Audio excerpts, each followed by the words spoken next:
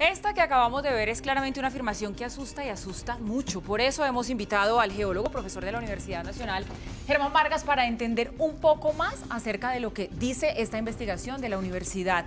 Bienvenido, gracias por estar aquí. Muchas gracias, buenas noches a todos. Bueno, pues ahí teníamos como el contexto y el resumen de lo que está diciendo esta universidad, pero bueno, expliquémoslo y vamos un poco más allá. Se habla de una falla en la base del Himalaya. ¿Qué es lo que pasa ahí? ¿Qué significa que haya una falla?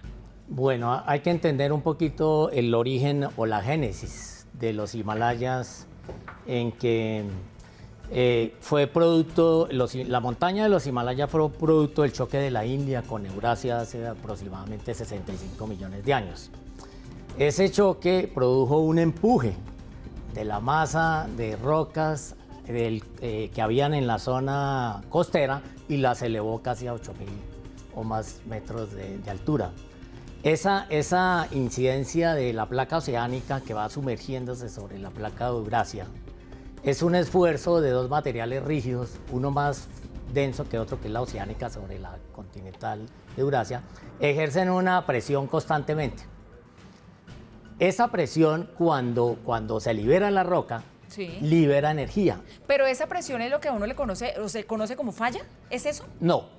La presión es la liberación de la energía. Ahora, el empuje de dos placas tectónicas genera una gran zona, no es una línea, sino una zona de fracturamiento. Mucha ruptura de la corteza, mucha ruptura de emanaciones de islas volcánicas, de muchos procesos. Entonces, a través de esas fracturas, puede liberarse la energía asociada a ese empuje de esas placas. Y por eso allí se está estudiando una falla en que se ha pronosticado como una falla activa, en que la ocurrencia de sismos en un corto tiempo o en un periodo medio no ha liberado la energía suficiente, y entonces quiere decir que se está acumulando una energía importante que va a liberarse en un momento dado. Pero entonces, profesor, donde hay una falla, ¿siempre hay un sismo? ¿Esa es una afirmación que podría hacerse o no necesariamente es así? No, no necesariamente. Las fallas geológicas quieren decir que hay dos movimientos de bloques, uno con respecto al otro, en muchas direcciones. Uno se sumerge en otro es de forma lateral, pero hay muchas fallas que no son activas, que no han mostrado una actividad sísmica en un periodo como de 1,5 millones de años, que son del Cuaternario. Entonces esas son fallas inactivas. Las que pueden liberar sismos son las fallas activas, donde hay ese movimiento y un registro de liberación de sismos o energía en un corto tiempo. Pero entonces, hablamos de que esa falla de Riasi, que es a la que hacen referencia cuando hablan de lo que puede suceder en el Himalaya, ha estado inactiva por mucho tiempo y que ahora otra vez está activa. ¿Qué hace que esté inactiva y que vuelva a activarse? No, la falla, todo el sistema de los Himalayas es un sistema activo porque la placa oceánica sigue activa sobre la placa de Eurasia.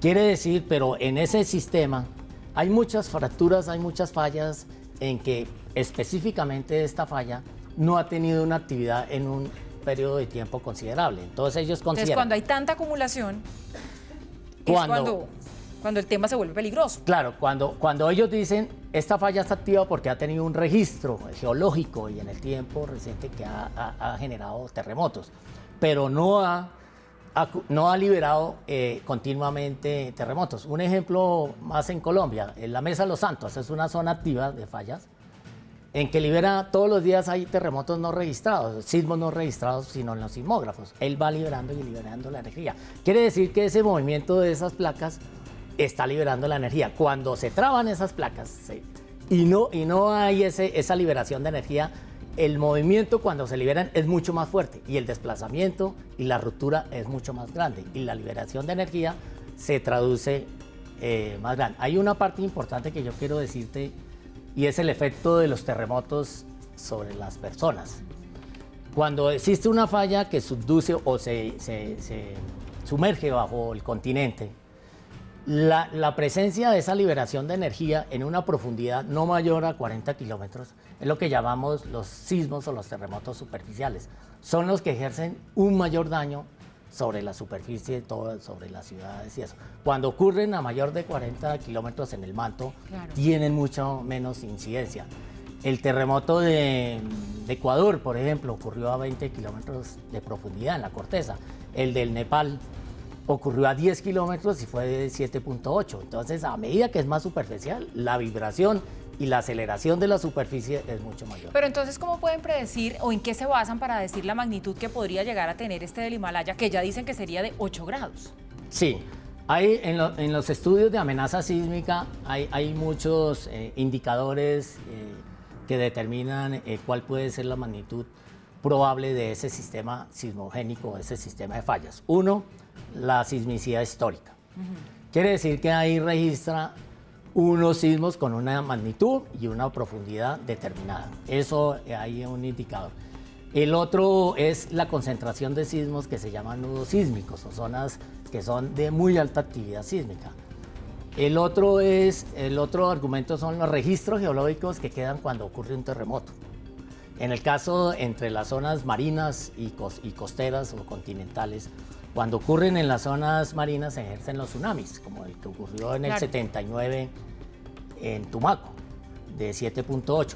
Quiere decir que eso arrastra una cantidad de material y lo deposita en algún lado. Esa magnitud y ese espesor de esos clastos, sedimentos, con árboles genera un registro de lo que pasó en un tiempo pasado. Entonces todos esos indicadores, más las características geológicas, más la forma y la geometría de las fallas, la inclinación, la longitud de ruptura, generan un mapa de probabilidad de amenaza sísmica. Claro. Y ese mapa de probabilidad de amenaza sísmica se da en una recurrencia, dice, a 10 años, a 20 años, a 50 años. ¿Qué tanto puede ser? Profesor, se nos acaba el tiempo, pero rápidamente ya a manera de conclusión le quisiera preguntar. Sabemos todo esto, se ha establecido todo esto, pero no hay nada que se pueda hacer. ¿Lo que va a pasar pasa o a pesar de que ya hayan los estudios y haya cada vez, digamos, más conocimientos para establecer que puede haber ese peligro, pues no hay nada que puedan hacer para evitarlo y hacer que no suceda? No, los fenómenos naturales, digamos, ocurren porque la dinámica terrestre hace parte de ese comportamiento y es un equilibrio de la Tierra. Los terremotos a través de las placas tectónicas es un proceso natural de la Tierra. Es decir, no hay pero nada que sí hacer. podemos prevenir es cómo podemos enfrentar esa amenaza con unas construcciones Claro. más resistentes. Un tema más de prevención. Con unas zonas se dice, aquí pueden ocurrir unos deslizamientos importantes por esa actividad sísmica. Entonces sí la gente puede prepararse mejor ante la ocurrencia de un sismo. Muy bien, pues profesor Germán Vargas, muchísimas gracias por estar con nosotros hoy aquí, hablando acerca de esta noticia que se conoce y como decía yo ahora, claro, es una afirmación que asusta y asusta muchísimo. Bienvenido siempre. Gracias.